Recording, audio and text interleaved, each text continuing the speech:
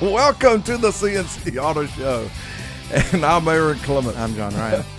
Did I wake you up? A little bit. Man, we are ready to go. And our goal this morning is to give you some great information that will make your car, truck, SUV safer, to make it more dependable, and to make it last longer for less money and less hassle. Because if you know the language to speak, if you know how to find certain things yourself, you know what to call certain items, then it's less hassle. Yep. And that just makes everything a lot easier, not only for the shop that's working on the vehicle, but for the person who has the issue with the car or the question about the car. We want to say thank you to each and every one of you that tuned in or logged in, and we are here to take your phone calls. That's what we love about the show ourselves, is we get to talk to you. Right.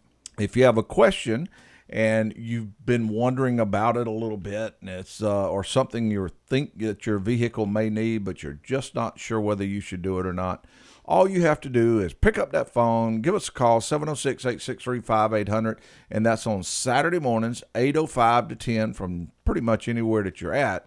Now, another thing that you can do is go to ccautoshow.com, and you can place your question there. There's a spot, or just go to ccautoshow@gmail.com. And you can also watch us live on Facebook, and also here's another neat feature, though. At that ccautoshow.com I mentioned, we have some fantastic learning areas there about vehicles. You can go and you can watch videos about different systems on your car.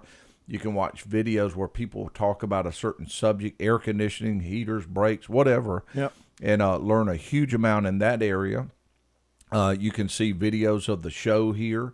Right. It's just a huge field with information. Now, one of the other things that website has is a place to where you can find a shop, and you can just click on that, do a search of automotive repair facilities around the country, and you will come up with some fantastic Napa Auto Care centers, and you can just pick the one that's right for you in the area that you're located at.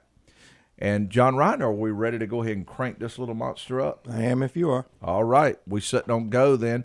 And today's theme, or today's show actually, is smoking hot with good information.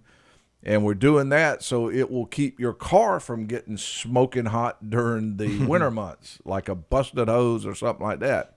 The theme is preparing your vehicle for the wintertime.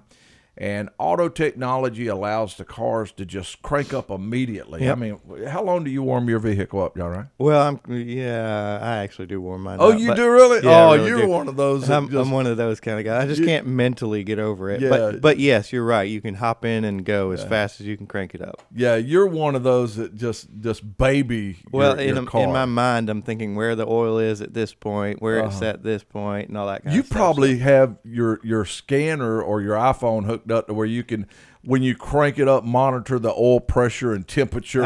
I actually do have an app that monitors it. And then you say, baby's about ready. That's right. Are you ready to go? She's warmed up and ready. All right, well, let's ask Dominic, how long do you let your vehicle warm up when you are when you're leaving in the morning time?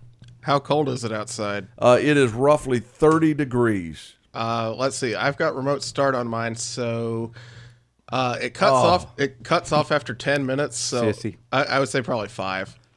So I can tell you this: at lunchtime, he can crank it up and drop it and drive at the same motion. All right. So the modern cars, though, you are able to pretty much go out, and by the time you adjust your mirrors, adjust your seat, Aaron, face it, nobody does that. Yes, they do, and put your seatbelt on. And by the time all of that stuff is, they do put their seatbelt on. By the time you do all of these things on your car, you're pretty much ready to go. Yep. And with that, you don't have to do anything special or anything like that.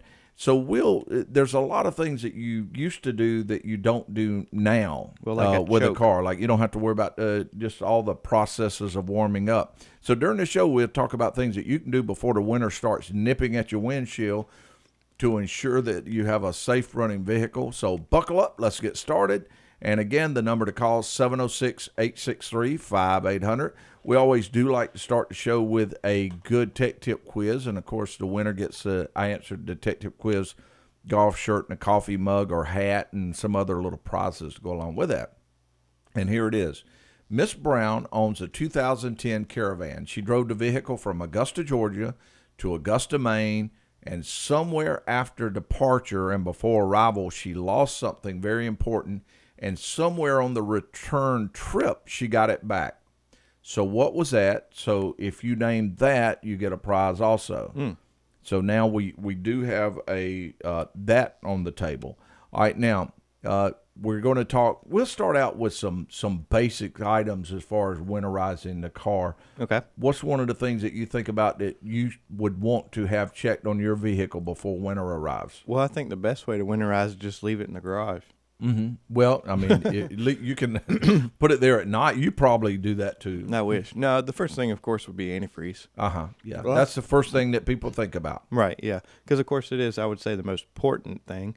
Because if you have a very diluted mixture, of course, it could freeze. And hopefully you don't have just water in there. It's guaranteed to freeze. So definitely the actual freezing point of the or protection point, I guess you would say, of the antifreeze. And what does happen sometimes is people may have a little slow leak during the summertime of coolant, and it leaks out, and they say, well, it's summertime, I'm going to just add water. And the next thing you know, they have diluted their antifreeze to the point to where it's mostly water. Right.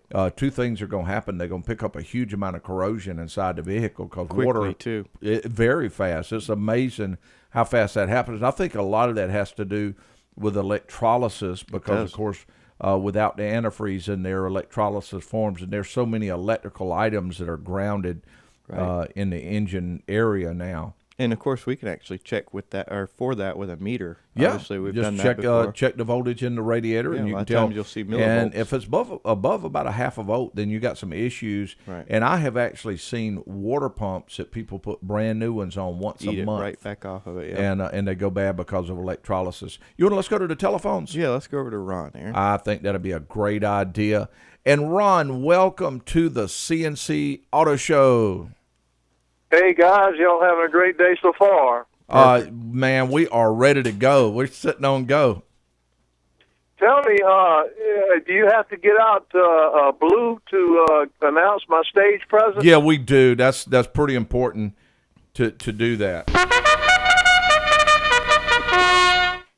Okay, now we are ready for the answer to our tech tip quiz. Would she have lost an hour going up and gained it coming back? Lost a what now? An hour. An 60 hour. minutes. No, actually, Augusta, Maine would still be on Eastern time. Yeah, I didn't quite know. I'm almost positive of that now. It seems like it would be to me. I'm almost don't have a clue. Yeah. Eastern time would just go straight on up, and I don't think it would. Yeah, I don't think it would change until you got on over near a little bit more west. Yeah. So no, it wouldn't be lost an hour. No. Mm-hmm. Well. Oh, Ron. Oh man. Oh, I am so sorry. Woo! No, don't apologize. I'm used to abuse. Look, I wanted to ask you. I know I've asked you this before, and it keeps slipping my mind. When winter comes, is it always best to put? And I think you said extra air, not less air in your tires. Is that right? Yep, that's correct. Yeah, you might put a little extra in there. Maybe just a couple of, what would you say? 2-3 pounds. Yeah, extra, a couple of pounds extra air. But what happens is the main thing is, let's say that you were summer was coming up and it was 90 degrees outside, and then all of a sudden, next thing you know, it was temperature drops 20 degrees and going to stay that way. You would want to readjust your air pressure for the winter time. So yeah. All right, Aaron, I put them on hold because it's time hey, for a break. Hold for us just a second, Ron. We'll be right back. Hey, it's time to take a break. We'll be back with more of the C&C Auto Show. On the road again. Just can't wait to get on the road again. The life I love is making music with my friends. All right, getting back on the road. It's getting that time for those that live near the mountains to be able to get on the road to go see the leaves change colors. That's true. And all of these other wonderful things. So on the road again. Very nice. Okay, we are back with you with the C&C Auto Show, and we actually were talking to Ron in Appling, and we were talking a little bit about tire pressure. All right, Ron, you're back on the show. Yes, sir. Just as a little anecdote, I know, the technology is just out of the roof now. And it's hard to imagine this Earth being billions of years old, but just within the last 50, 60, maybe even 80, 100 years, the technology in automobiles has gone so far. My grandfather used to love to tell the story of how when he would go to work on cold winter mornings in his old Model T, he would take a metal bucket. Of course, there wasn't no plastic back then. And he'd fill it partially with sand or dirt, and then he would go into the fireplace and put some hot coals in it, and then take it and place it between his legs in the car. Wow. Woo! That was the only mode of heat you had back then. Now, that might would work for your Miata. Just don't roll it over. Ron, let me give you an example of where the parts having to do with diagnosing cars goes. And we've used these a little bit before, but I think we're going to go ahead and buy it. And John Ryan, you may have already started looking at these also, but we're looking at the infrared deal to where, for instance, if someone's seat heater, we're wondering if their seat heater is working correctly. We aim the infrared heater at it, and it's got the color-coded charts. We have two of them. You probably do. Got the color-coded charts, and you can tell if... well, we use it for misfires. Yeah, misfires if one cylinder is not... Yeah, it's kind of neat. You shine it at the exhaust manifold, and, of course, the colder cylinder obviously has the misfire. It's really neat. So not only has the vehicles come a long way, but the technology to diagnose these vehicles has come a long way, too. I think that's kind of neat. Yeah. Oh, that's almost like SEAL team technology. Yeah. It's truly amazing, guys, and I really enjoy listening to the show, and make it safe.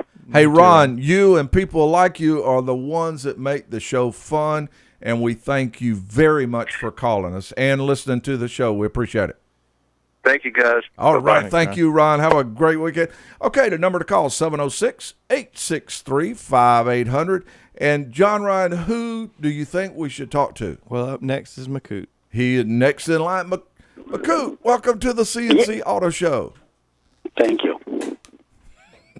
Thank you very much. Hey, wait a minute. I think I see where you may have an answer to our tech tip quiz. Is that right? That's correct. Will you be still for a minute, and we're going to put you on stage. Okay. There it is, McCoot, with the American Dream. We are ready for you. Okay, first, can you repeat your question or tech tip again? Oh, absolutely. I would be very happy to do that. All right, Mr. Williams, oh, wait, I'm giving you the wrong one. Hold on. I almost gave you the second tech tip. Here is the first. Miss Brown owns a 2010 Caravan. She drove the vehicle from Augusta, Georgia to Augusta, Maine. And somewhere after departure and before arrival, she lost something that was very important.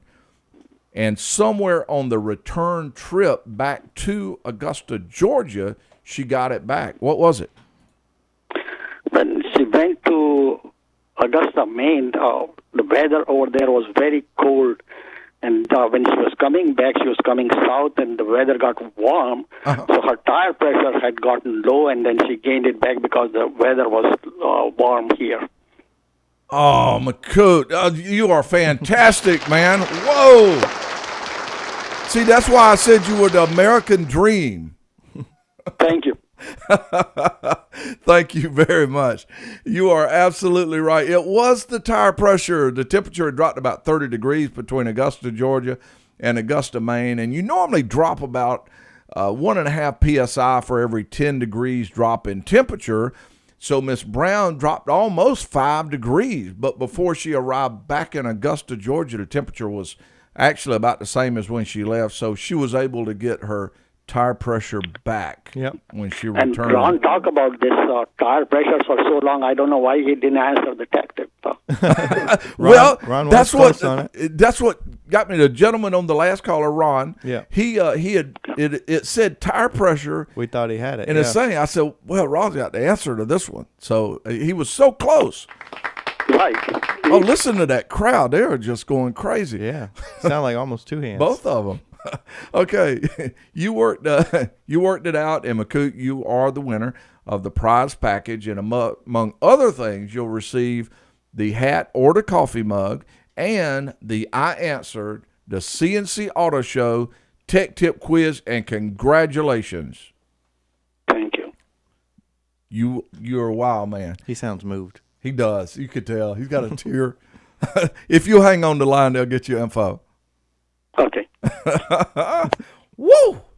What a day. All right. You ready to go to the next one? Man, I'm ready. Okay, where are we going? Let's go over to John. Hey, John, welcome to the C&C Auto Show, and what can we help you with? Good morning, Aaron. I got a question, kind of an old new technology type thing to tie in with your other callers. Yes, what is it? A long time ago, back when I was young, if you had a misfire condition, you could go out at night, open up your hood, start your car up, and you could see sparks going down a plug wire if you had a bad one. John, we still do that. Still a good? We still do that. Still do that? Yeah. Hey, John, Okay, I'm going to I tell just you, a good technician They've got a is spray not bottle. proud. A good technician will do anything, will call anybody, will Google anything, will search anything. And if it comes down to it, Whatever they'll put it their hand takes. on the spark plug wire. We'll grab a wire, whatever it takes to be able to take that victory lap of when the car is repaired. Tell them what that looks like when you see somebody doing it. Yeah, they got the arm out the window. They got a smile on their face, a little smirk actually. Yeah, radio on their turned face. up. Yeah, and the radio kind of turned up, and they say, "Yeah, I fixed it. That's right, I fixed it."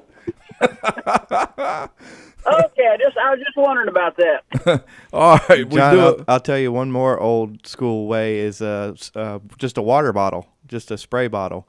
You can actually spray the ignition components, and a lot of times you'll see it misfire or something like that too. It's kind of neat. Yeah, you can run your finger along the wire. And Then it actually finds you, believe it yeah, or not. yeah, you'll be there. Okay, can you believe it's time for another break already? No. Man, it sure is. It's time for a break, and when we return, we'll be answering more automotive questions. So give us a call, 706-863-5800, 805 to 10 Eastern Time. We'll be right back after these messages. Eastbound and down, loaded up and trucking. Are we going to do what they say can be? Welcome back to the C&C Auto Show. Aaron, I think our breaks are as fun as the show. I got tears in my eyes after that last break. Okay. We talked a little bit about antifreeze. Now, antifreeze is a huge thing that benefits the vehicles when really the colder more weather than- comes. Now, of course, another huge benefit has to do with preventing corrosion inside the cooling system. Yeah. If you keep your antifreeze changed on a regular basis, then you don't run into things like stopped-up heater cores, stopped-up radiators, Right. bad water pumps, because there's actually lubricants in there to keep the water pump seal lubricated to make it last a lot longer. There's just so many benefits to having it replaced from time to time. Right. And many times the protection level will stay for a fairly long period of time, assuming you don't have any leaks. But the other properties will wear out. Exactly. The corrosion properties is what's really big inside there. I would say it's really a 50-50 job of the coolant, to do one and the other. Of course, Right. one protect for freezing and then one to basically lubricate all the What parts. else is there a good idea to put antifreeze in? Different things like are you You're about to say boats or No. I'm talking about another item on the car. Well, I mean washer fluid, but Yes! it's not really antifreeze. Yes. Well, it is in a way antifreeze because you. Well, I don't want to make it sound like pour antifreeze in your washer fluid. Because here's what can happen. Let's say that you got straight water, Right. and we've mentioned this many times before. Right. That if you've got straight water in there, and of course everything's fine, temperature drops down to about 30 degrees. The water inside your Expands. antifreeze or your windshield washer jug freezes, it expands, cracks to jug. Yep. Jugs used to be about $10 or $15. Now Yeah. some of them are located inside the fender well, very difficult to change and cost Some a of them huge the amount of bumper money. has to come off of. And That's one everything. thing. But imagine you're riding down the road, you're going about 60 miles an hour, and let's say the temperature is about 30 degrees outside or colder, and then you want to wash your windshield. Right. It hits it, and you got wind blowing.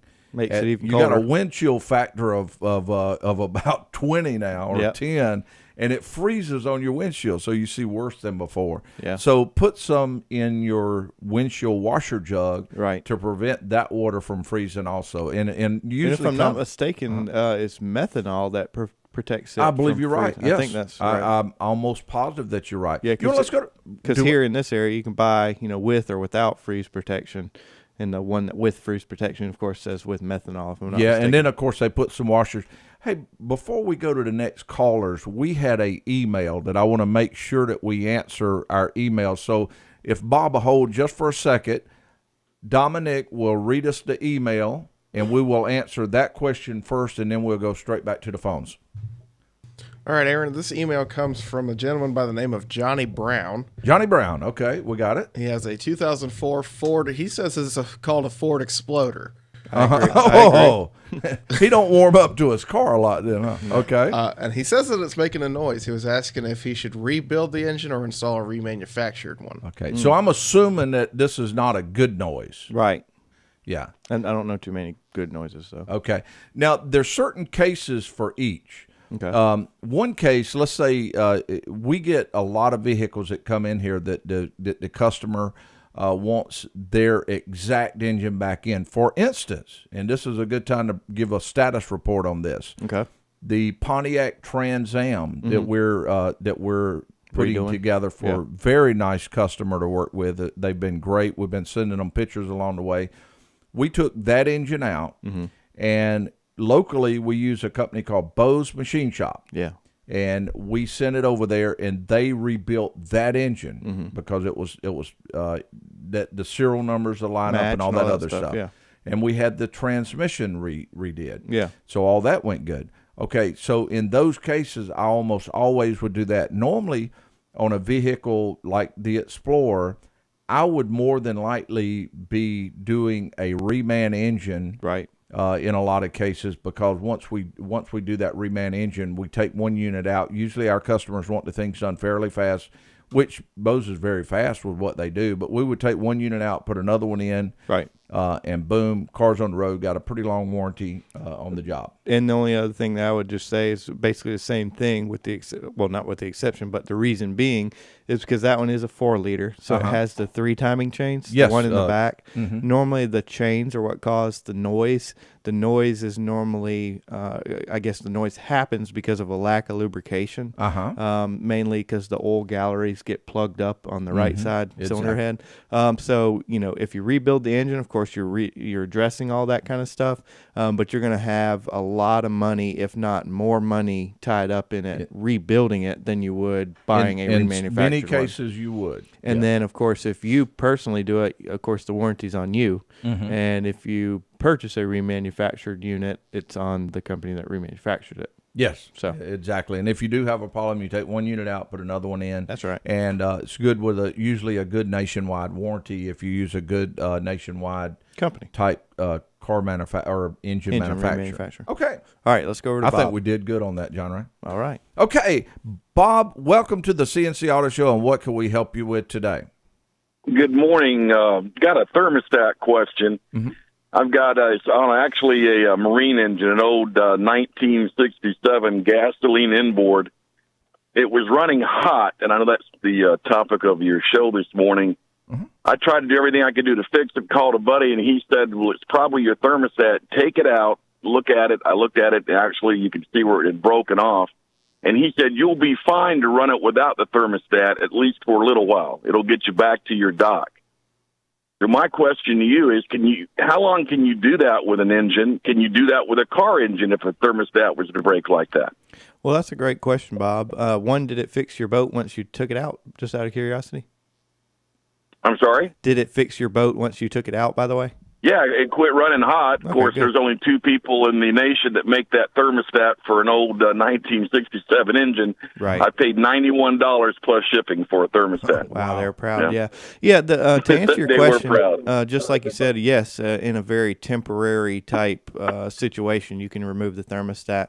On today's vehicles, you really don't want to. Really, on any engine, you don't want to. The engine's designed to run at certain temperatures, so things like the oil thins out to where it'll go all the way to the top of the engine and return all the way to the bottom of the oil pan very quickly. You know, of course, a thicker oil takes more time to do that. So, yes, you definitely want to run a thermostat. Now, in today's modern cars from about 1999 and up, the thermostats are monitored.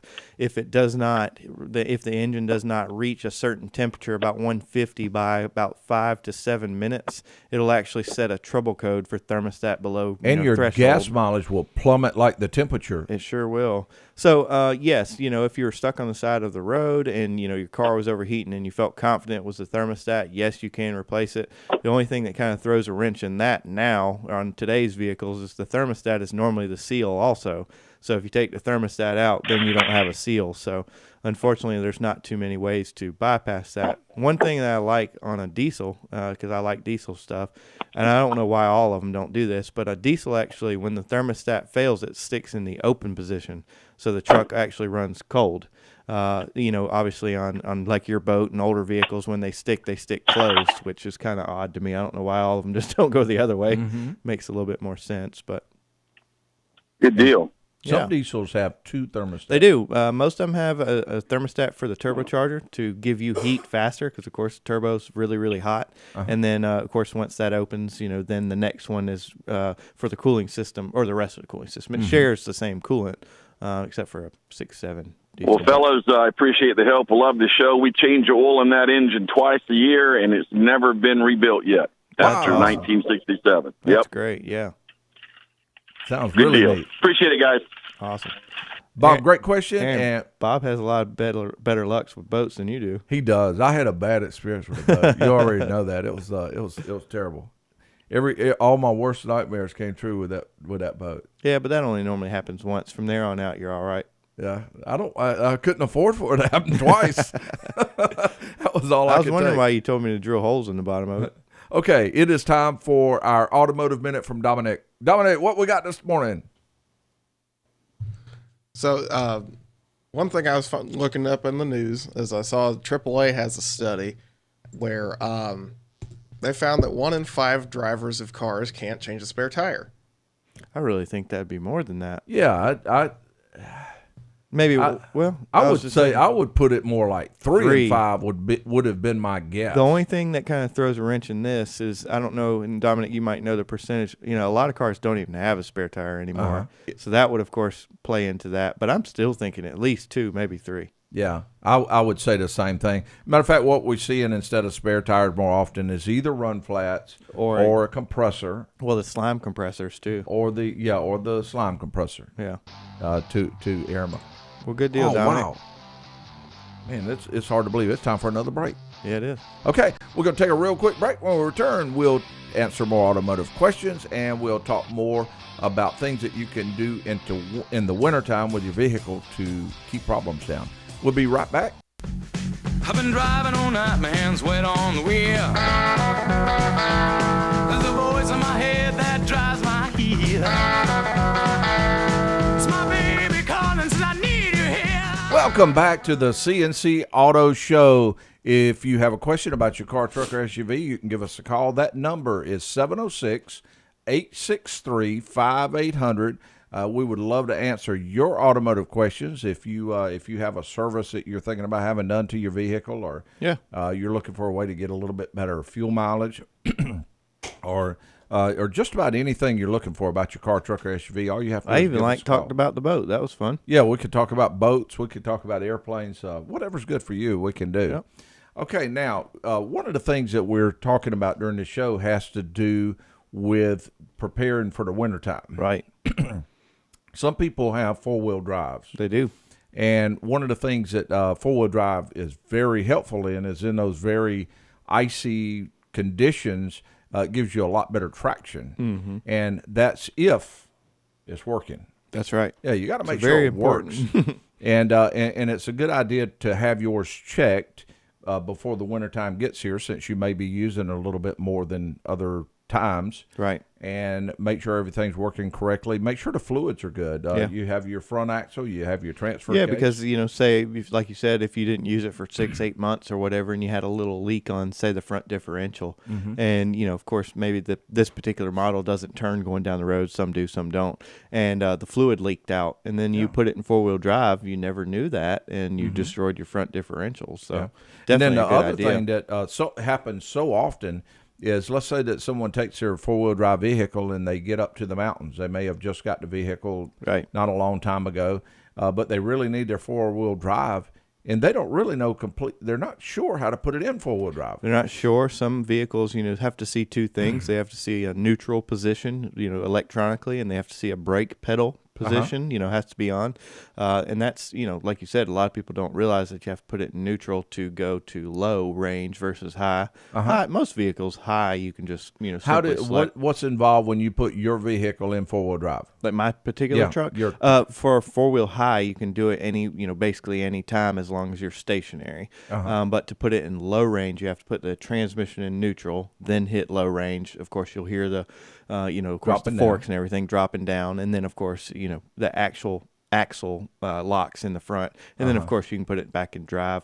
They advise you always put it in like manual 2 if you're in four-wheel low on my particular truck, just because of the torque. You don't really need all that torque if you're driving on snow or something like that. And you really don't want to use your four-wheel drive unless you're in fairly slippery or loose ground. That's something I've always recommend. Of course, even if it was mud or whatnot, if you can, try and travel in two-wheel drive as far as possible, because if you get stuck in two-wheel drive, then you have 2 more tires to pull you out. If you get stuck in four-wheel drive, you're just stuck. So it's kind of an advised thing to use it until you feel like, the condition is worsened to where you have to use four-wheel drive. And just real quickly, what should someone do if they get stuck? What I see happens a lot of times is people will sit there and just just wear it out. That will burn a transmission completely out. You build up a tremendous amount of heat doing that very quickly inside the transmission fluid, especially if you're turning 4 tires.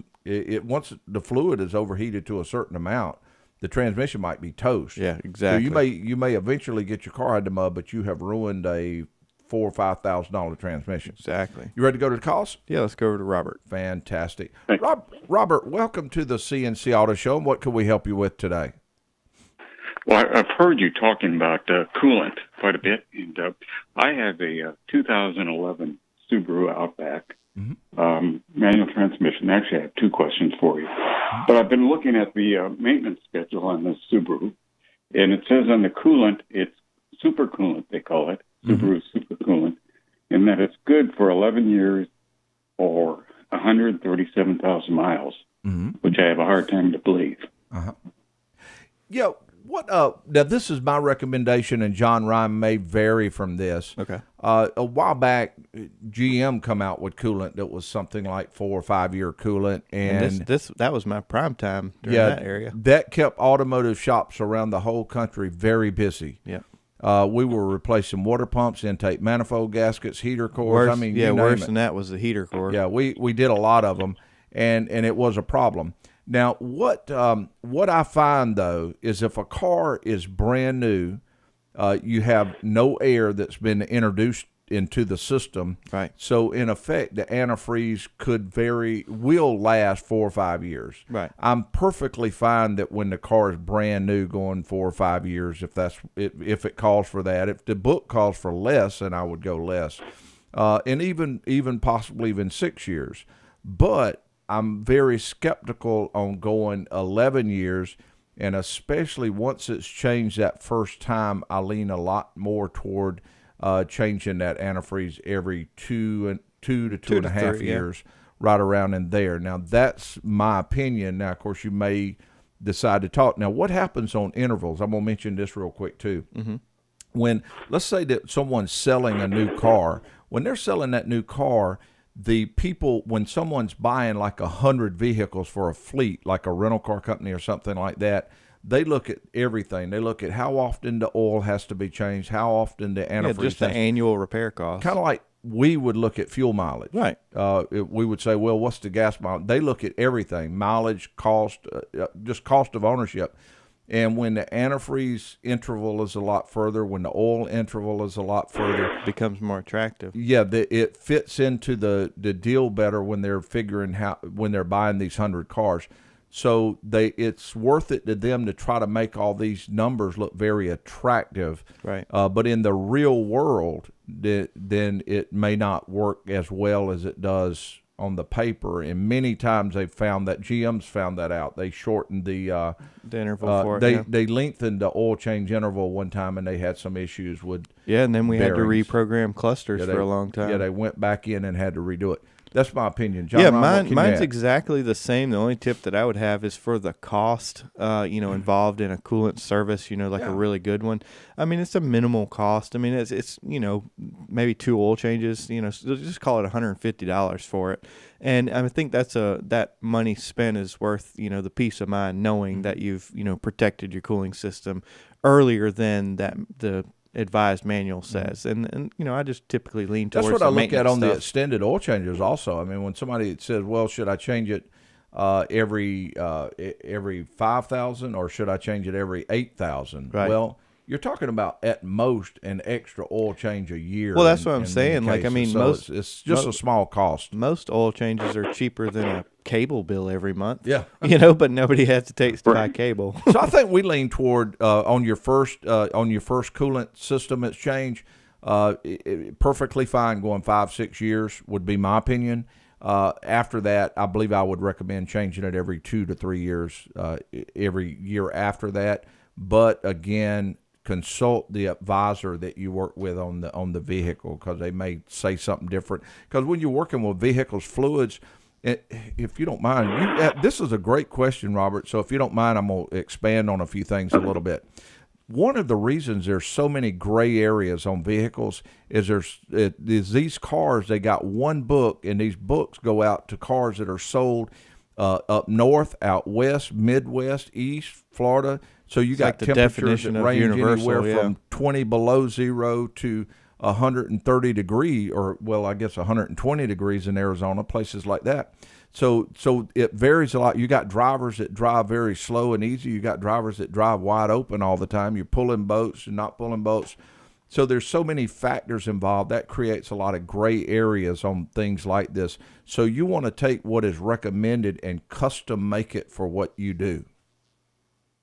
Okay, that's kind of what my suspicion was, and I appreciate that. I do have another question concerning this particular vehicle.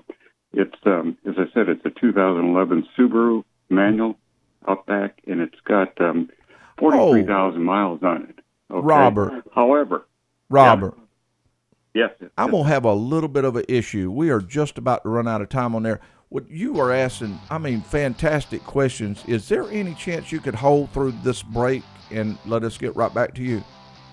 Certainly. Man, that would be huge for us, because I love your questions. Okay, we're this hour, we have time clocks on E. We need to pull over for now, but we'll be back on the road in no time. I'm Aaron Clements. We'll co-host John Ron Mooney. Our show producers are Dominic Frito, Sandy Klein, technical engineer Zach Llewellyn. Will be we'll see you on the next C&C Auto Show. I learned at early. Whoa, hello car lovers. It is time to crank up another hour of the C&C Auto Show, and I'm Aaron Clements. I'm John Ryan. Our goal is to give you some sweet information that will make your car, truck, or SUV safer, more dependable, make it last longer for less money. We appreciate all you that called in, logged in, and we really appreciate those that call in and ask that question. All they have to do is dial 706-863-5800. That's Saturday mornings, 8:05 to 10 Eastern Time. And you can also catch us live on air, iHeartRadio, WGAC 95.1. You can watch us live on Facebook. But also a neat thing, and I encourage everyone to do this, go to ccautoshow.com. Yeah. You can see great videos about your vehicle. You can learn so much about your car. You can also place questions at that same website address, and you can watch this show live right there. And also you can find a shop.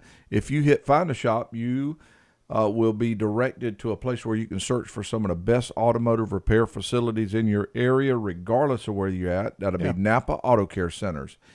And the theme of the show has to do with preparing your car for winter. And we have gotten some wonderful calls last hour, and one of those wonderful calls is still with us. Yeah. And he is asking some fantastic questions. Are you ready to go back to Robert? Yeah, let's go. Robert, you're online again with us. Hey, Robert, welcome back to the show.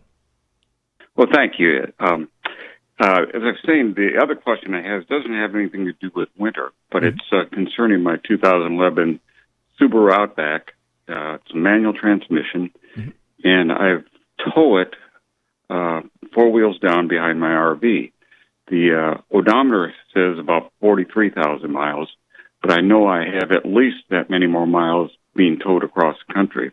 So the concern is, are there other things I need to look out for? There aren't, as you guys know, there's no grease fittings on this car. Right. So I don't know. And I'm concerned about shocks and wheel bearings and all that type of stuff. So just thought I'd ask you guys what else I might be looking at. Okay, yeah, that's a good question.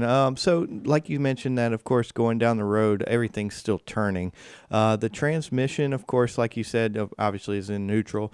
There's things like that are a good idea to service, Robert, just simply because, like you said, they've got double the mileage that it's, actually reporting.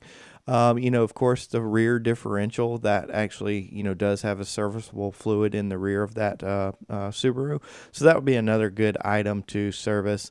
Short of that, of course, if it was an automatic transmission, we'd say the same thing about the transmission, or roughly around that mileage.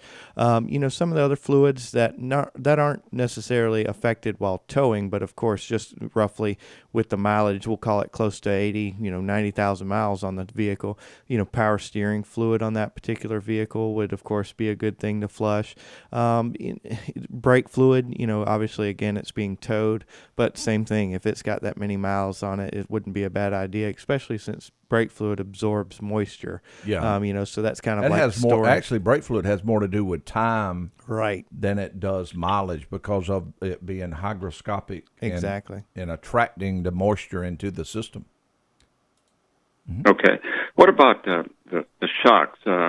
I know I've heard you talk about them in past shows. Right. But is there a way to test the shock? I know the bounce test doesn't do any good, but the car is still firm on all four corners.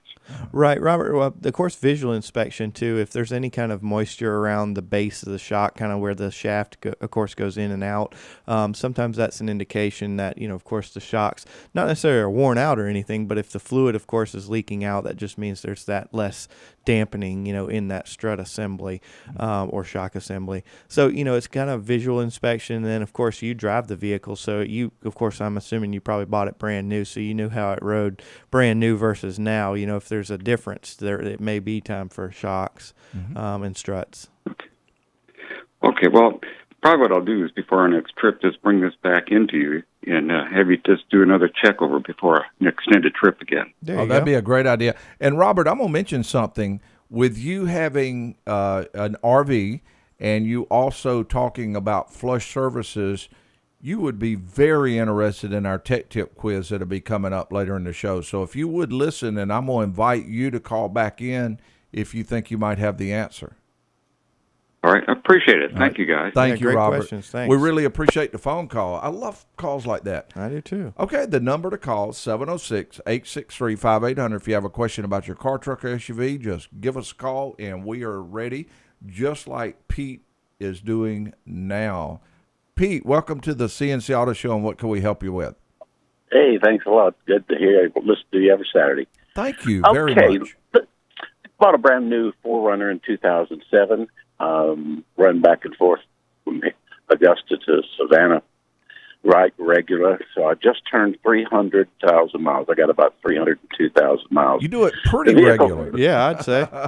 That's pretty good. Yeah, but actually, I've never had any major work done on it. I think y'all helped me with some air conditioning problems a couple of years ago. Uh-huh. But, I'd have it serviced regularly. But, the dealer wants me to go in and have a lot of things changed out. And I just don't see any need for it. And if it's not broke, why fix it? You know? Right. Well, Pete, like what what's do some you of the think? items? What's some of the items they're recommending? Go in and timing chain and points and all of that tune up and whatever have you. Yeah.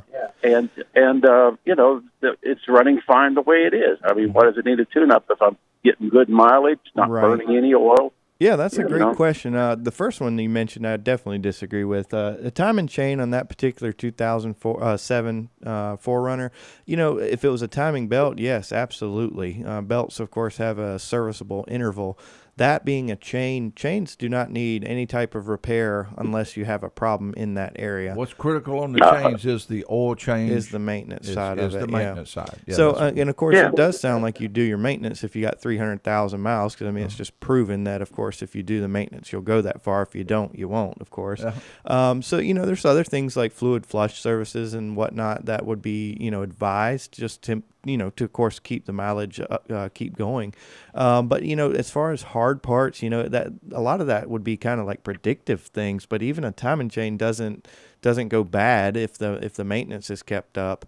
I mean, there's some vehicles that just kind of had notorious problems with timing chains, but that's not one of them. If the engine was making a noise like a rattling noise or something like that, I would do a timing chain. Right. Now, the tune-up, if it's due, I would recommend the tune-up. Right. And, of course, no doubt you want to make sure pressure test the system, find out if the water pump's leaking, and look all that over, look at the belts and hoses and any of those, in any flush services that might be needed, like flushing the transmission and goes without saying, oil change. And go back up to the tune-up part of it, Pete. A lot of people do think that same thing. It's running perfect. Why do I need a tune-up? But it's more to protect, the ignition components on the vehicle. Everybody knows what a spark plug looks like. Of course, it's designed to jump a very small gap. Some of them 30 thousandths, some of them 60 thousandths. And what happens is, as time and 300,000 miles of wear and that kind of stuff, that gap becomes bigger and bigger and bigger. And of course, the ignition coils that produce the spark have to try harder and harder to jump that bigger gap. So, the cost involved in doing the tune-up will save you money as far as, not having to replace ignition coils later in the future. Well, my recollection is that I've had what I guess I call a minor tune-up about every 100,000 miles and had the belts changed and that sort of stuff, whether it seems to need it or not. And I wash the car at least once a year. Hey, so I mean, it's really well cared for. Hey, Pete, is there any chance you could hold on just for a second? Let us take a real quick break. Sure. Okay, man, we really appreciate that. And we're going to, it's time for a real quick break with the C&C Auto Show. If you got a question about your car, truck, or SUV, give us a call, number 706-863-5800. That's Saturday mornings, 8:05 to 10. And we'll be right back with more of the C&C Auto Show right after these messages. My pappy said, son, you're going to drive me to drinking if you don't stop driving that hot rod Lincoln.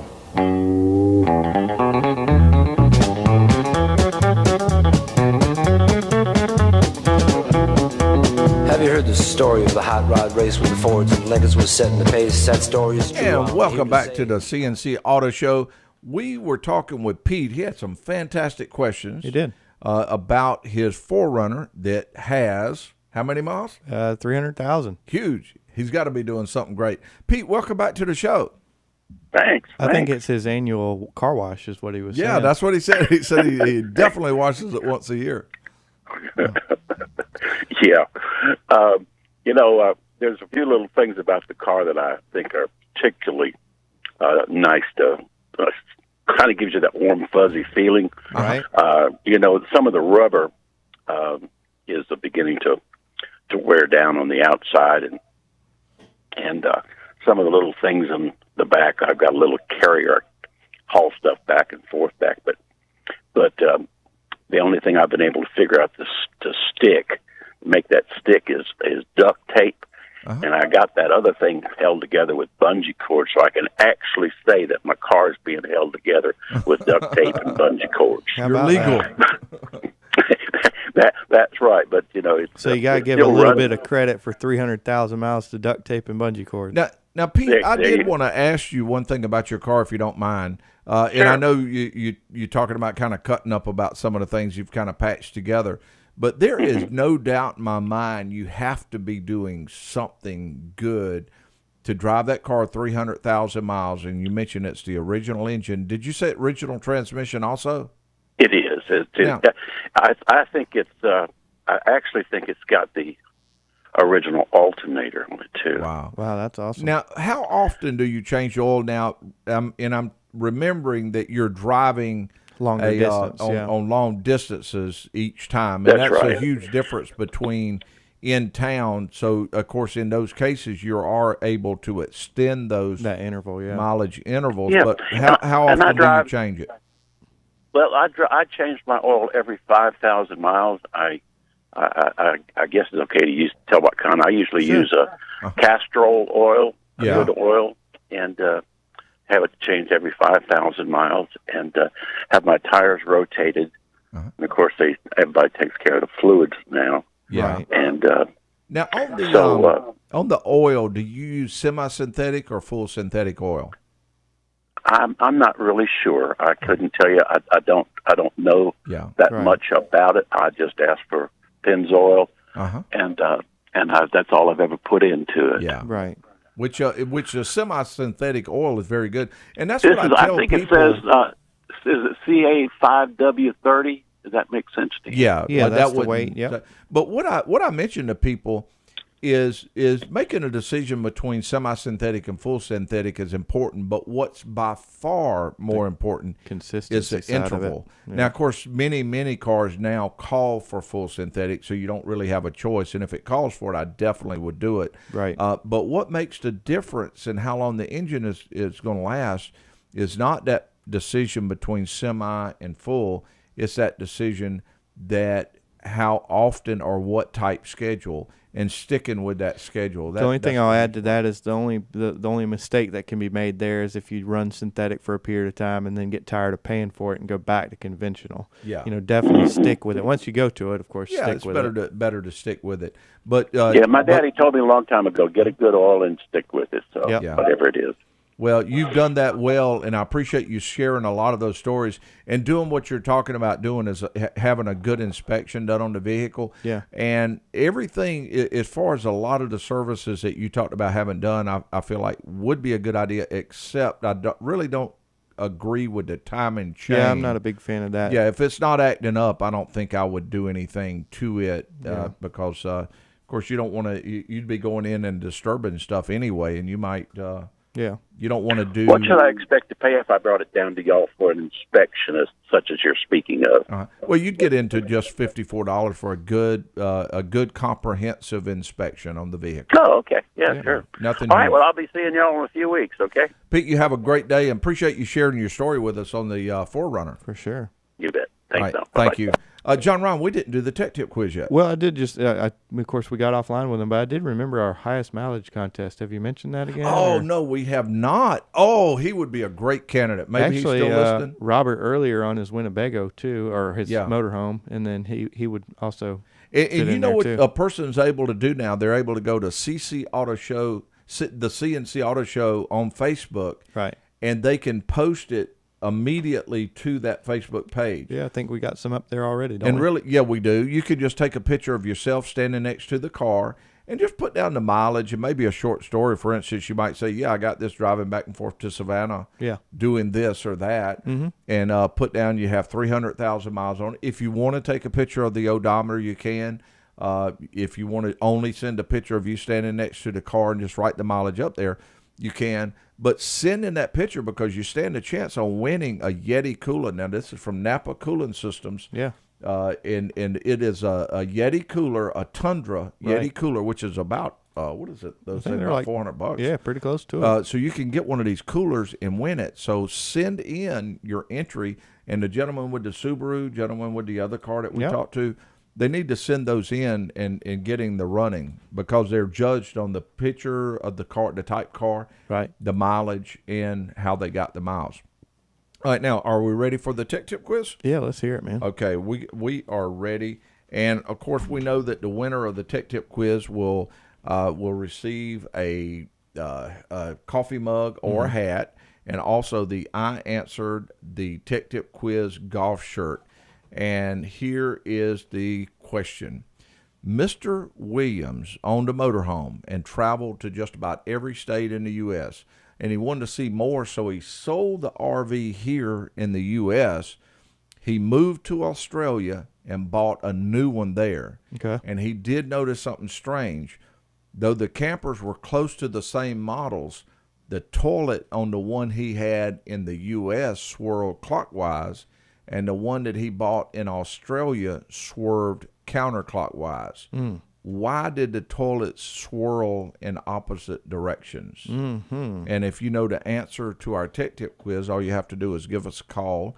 And again, that number is 706-863-5800.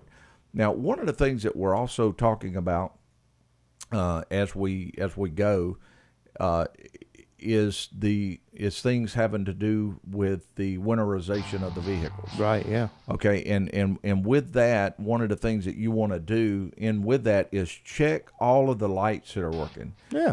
Because so many times that in the wintertime, in the summer, it may not be as important. It's important, but not as important. But in the winter, making sure all of your headlights, your high beam, low beam, turn signals, all that good stuff C&C, work. right? Yep, it is. And it's time to take a break. We'll be right back after this.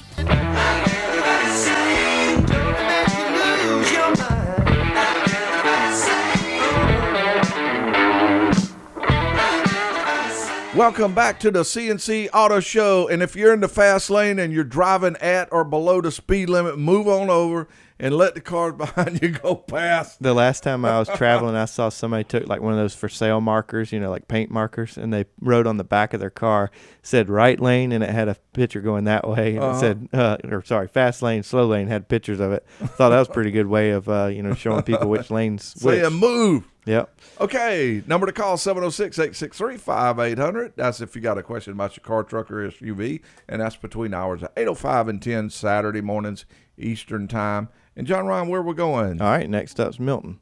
Milton, welcome to the C&C Auto Show. And what can we help you with? Well, I'd like to try to answer the tech quiz. You want to answer our Tech Tip quiz? Right. Oh, Milton, that's huge, man. Okay, let us put you on stage. Now, the question is, will you become the American Dream? I used to watch wrestling many years ago, Milton. Can you spell that for me? The American Dream. Dusty Rhodes. Okay. All right, stop. Everybody's still on the line. Okay, Milton. All eyes are on you. What is the answer? Well, from school 100 years ago, I think that you'd be south of the equator. South of the equator? Or the South Pole. And the circle, the liquid circle turning in the opposite direction to us. You can't tell him he's wrong. And so that's what was affecting the swirling of the toilet? Right. Milton, you're not right, so you get this. But I really can't say you're completely wrong.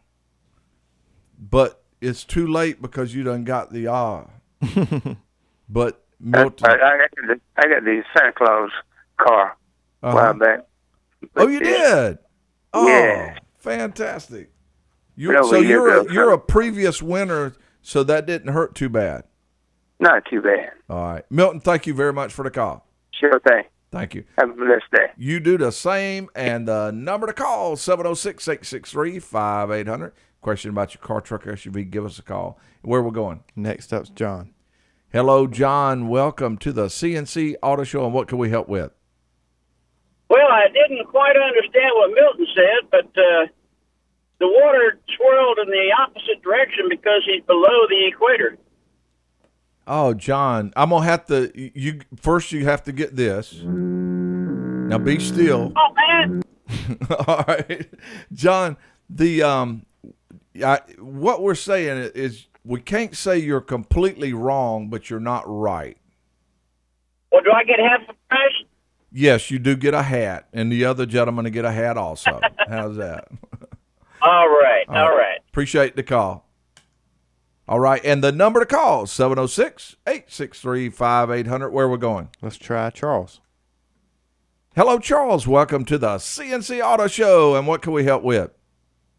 Hey, good morning, Mr. Avery, Mr. Ryan. How y'all doing this morning? Doing very nice. Wait, I think I see where you may have an answer to our tech tip quiz. And yeah, I was going to give it a try. Hold on. Let us put you on stage.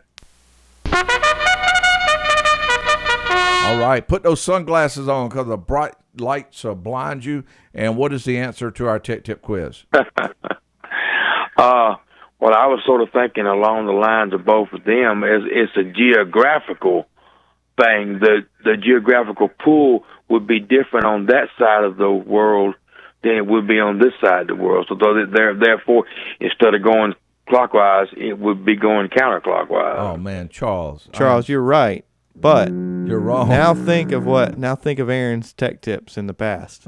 That would just make sense. What you're saying. Think of something that wouldn't make sense. And you're welcome to call back if you do. Thank you, Charles. Oh, okay. All right. Thank you. We appreciate the call. Number to call, 706-863-5800. Where we're going? Let's try John. Hello, John, and welcome to the C&C Auto Show. What can we help with? Good morning. I want to do the tech tip quiz, I think. Oh, you are welcome to do that, and we're going to put you on stage. Okay, now be still. All right, now we're ready. All right. What's the answer? I had to go back to the little bit of science and magnetism and things, but being in the southern hemisphere and the magnetic fields that have circled the Earth basically turn in different directions in the northern hemisphere as opposed to the southern hemisphere, and that's what causes that water to flow differently down pipes and sinks and everything. Well, now, that is not going to be correct, but we're going to have to do this for you first. But we're going to let Dominic here tell us exactly what principles are involved in that, Dominic. What is it? You're talking about the Coriolis Effect? Yes, absolutely. Well, I had that. They gave me some medicine. I was fine like a week later. I can't really. It all goes to magnetism. Well, that's exactly.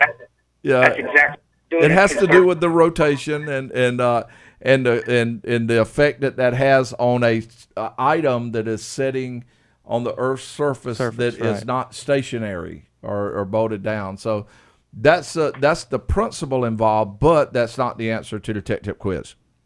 Oh boy! All right, I'll Thank you very much. Number to call, 706-863-5800, Saturdays 8:05 to 10 Eastern Time. And where we're going, John Ryan? Going over to Fred. Hello, Fred. Welcome to the C&C Auto Show. All right, set off the bugles. I got this. All right, here we go. Bugles up. You're on stage. We are ready. My thing is if it's swirling, you got problems in that RV anyway, because most of them I know, they just dump.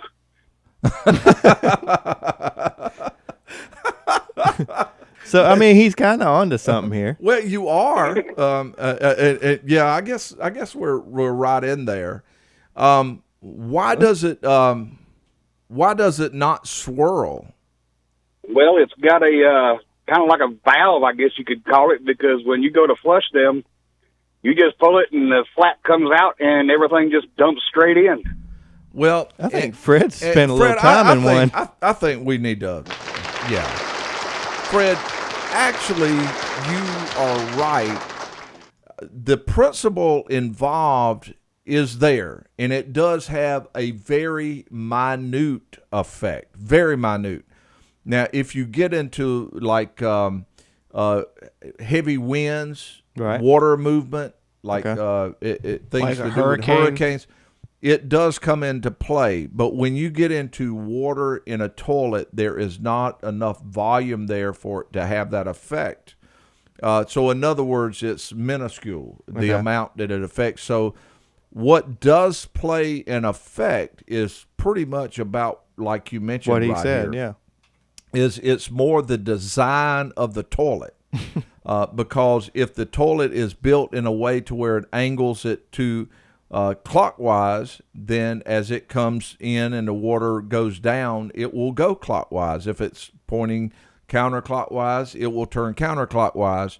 If it's just pointing straight down, it will go straight down. And that's the way most RVs are also. So you are correct. It has it really is not dependent on the hemisphere that the toilet's in. It's dependent on the toilet design. Yes, Fred, have you ever won a prize talking about a toilet before? Yeah, this No, it's kind of a crappy thing to win, but I'll take it. That's right. Fred, you beat me to that one. But you are a winner, and if you stay on the line, we're going to write down all of your information so that you'll be able to collect those prizes. You'll be able to, even if you went to Australia, they would recognize you as a Tech Tip Quiz winner, and that's huge. Thank you, sir. Thank you very much, Fred. Appreciate you answering our Tech Tip Quiz. Number to call, 706-863-5800. We have another person with the Tech Tip Quiz. Let's go to him and see if he's also got a question. All right, Aaron, let's go to Chess. We only got about a minute before a break. Hello, Chess. Welcome to the show. What can we help with? How y'all doing this morning? Lovely. Listen to y'all show every week. And we appreciate it. And what makes it great is when people like you call. That's what I love about it.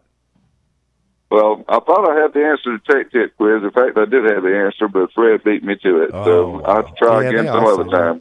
Well, you can, and remember to do that because you, too, can have a C&C Auto Show I answered the Tech Tip Quiz shirt. Be crowned the toilet master. Yeah, you could. It'd be huge. It's a coveted award. It is. It's very coveted. We did see some of those shirts on eBay recently, and we had to send a letter. I think they were going for almost like $1. Yeah. They've went up. The shipping was $9. No takers. All right. We appreciate it. All right. Well, I didn't have any question today, but I'll think of one and call back some other time. Well, we still appreciate you calling. That's very nice. Okay, the number to call is 706-863-5800. Now, we are still ready for a lot of questions having to do with preparing your car for winter and also just questions in general. And also we'll be giving a lot of tips about all this. And that and more with the C&C Auto Show as soon as we return. Just an old half-ton short bed Ford my uncle bought new in '64.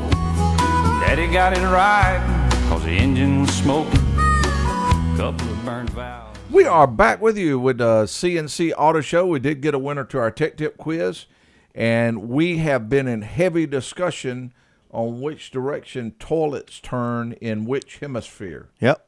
I'm sure ratings went up. Yep. Very nasty subject. Yeah. Okay. You ready to go to the phones? Let's go over to Danny. Hey, Danny, welcome to the C&C Auto Show, and what can we help you with this morning? Yeah, Aaron, just a quick question, and also in response to your tech tip. Yes. I usually don't even know which way I'm turning, so I would have never gotten that right. So. But I have a question that's come up with me recently. I had to have my pressure washer quit working, and I tried to work on it, couldn't do it. And I finally took it, and the guy had to clean it all out, junk and all. Uh-huh. And so then recently, the same thing happened with my lawnmower. And I was talking with a friend of mine, and he told me that he had just gone to regular gas, no ethanol or anything in it, to burn in his small engine. He said to prevent that. He said because it has a tendency to gunk up and cause issues. Yeah. If it sits for any length of time. So would that be a problem solver or not? That's a great question, but I got to ask you: are you on a treadmill right now? I'm actually walking over here at Lady A. So sort of, yeah. So kind of. Danny, you're asking a good question.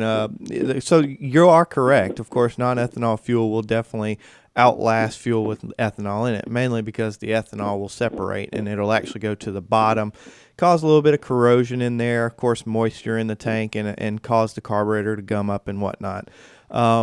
And really, it has a lot more to do with the usage of it. For instance, if it was a lawnmower in the middle of summer, you could put regular fuel in there. Chances are, because you're going to use it every week to a week and a half, and you're going to be, cycling that fuel through there. For instance, like a landscaping company, it wouldn't even apply to them because, of course, daily they fill them up, and probably the next day fill them up again. But on most people that have them, just regular homeowners, they might use them once or twice a month in the summer. So, of course, you can use just regular fuel there. But if you plan to store it over the winter, it's best to store it with no ethanol fuel, all the way full, and then it doesn't even hurt to put a treatment in there so that it doesn't gum up. Man, you didn't even give me a chance to add anything, John. You were holding up the cue cards. That was for me. cold. So again, it really depends on the usage of the machine. For instance, you're not going to use your weed eater all winter, right? So you may as well fill it up and with non-ethanol fuel. Of course, I'm sure it's a mixed weed eater, and kind of put it up on the shelf. Same thing for your lawnmower, all that type of equipment. Mm-hmm. So in other words, as I'm getting ready to put it away for the winter, right, just go ahead and get some non-ethanol gasoline, fill it up, put a little treatment in it, and that should handle it. Now, I can understand the pressure washer because it had been a while since I had used it, so that makes sense. The lawnmower I use a little more frequently, but when he brought that up to me, it just made me think that if that would be something that would help solve the problem. So, do you think if I continually just use just regular gas with non-ethanol in those small engines, that would probably go a long way into taking care of this problem? It will definitely help, but depending on the period of time, like for instance, if you put non-ethanol fuel in there and waited 6 months, 8 months, it's still going to have a very varnishy smell to it, and of course it will gum up. That's where the actual treatment comes in. Now, fuel probably just sitting in a container, I'd say 3 months is before you're going to start having problems with it. But again, the treatment is inexpensive, and it's really just worth the money, because I'm sure you experienced that carburetor repair I'm sure it was relatively inexpensive, but it was definitely more expensive than the treatment you could have put in it. Probably so, and it would have been a lot easier situation. Right, and, Danny, there's only one other alternative that some people do, just in my personal preference. I'm not a fan of it. A lot of people, of course, just drain it out completely. They take the carburetor bowl. A lot of the newer equipment has a screw on the actual carburetor bowl you can, of course, drain out. But the thing is, if there's nothing in there, that's a void, so the moisture can actually go in there. So I just like to do it. Plus, it's a hassle. But I also use mine year-round. So, I mean, it's just personal preference. If it's only a couple of months, if you go store it for a year, then that would probably be good. But if it's just like a few months during the winter months, to do that, probably be fine to do those other items. Everything has kind of certain ways. Like, for instance, a lot of people run their equipment out of fuel and just store it that way. But a 2-stroke weed eater, you don't want to run out of fuel. Why? Because that's the oil.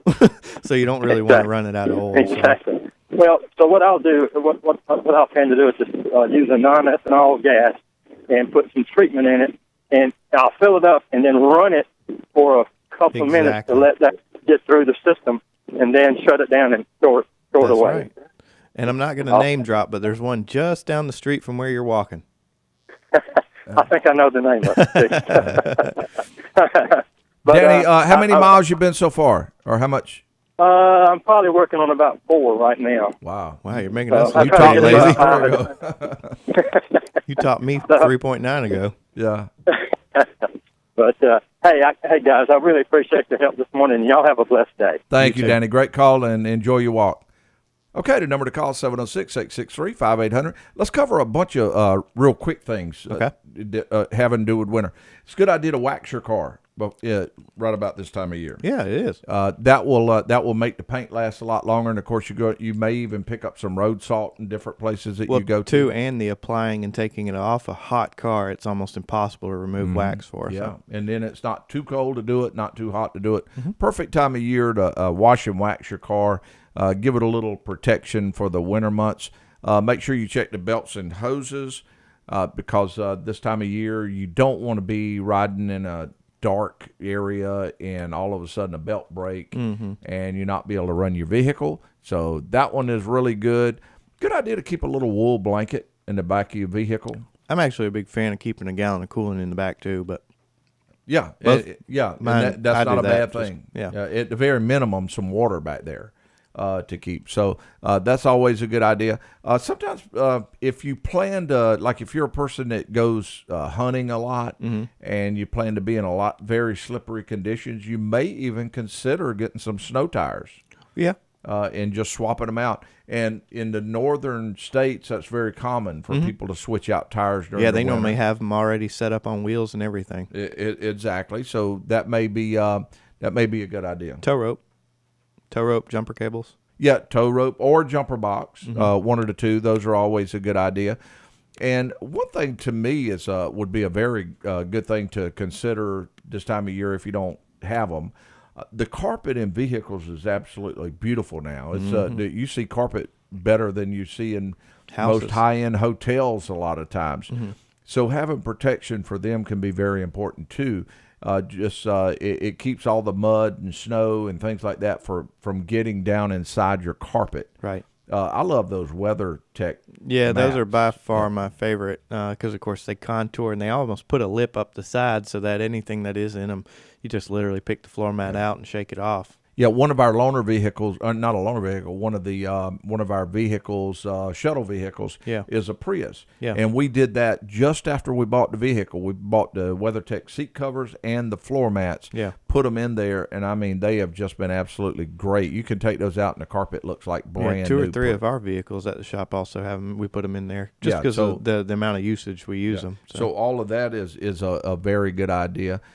So doing a lot of these things to your vehicle, if you do them now, just as the winter time's approaching, it can go a long way in the summer months. You also, in the summertime, you want to make sure you keep a little extra fuel in the car. Right. More darkness. If you get lost or something like that, you got a little extra gas to find out where you're going.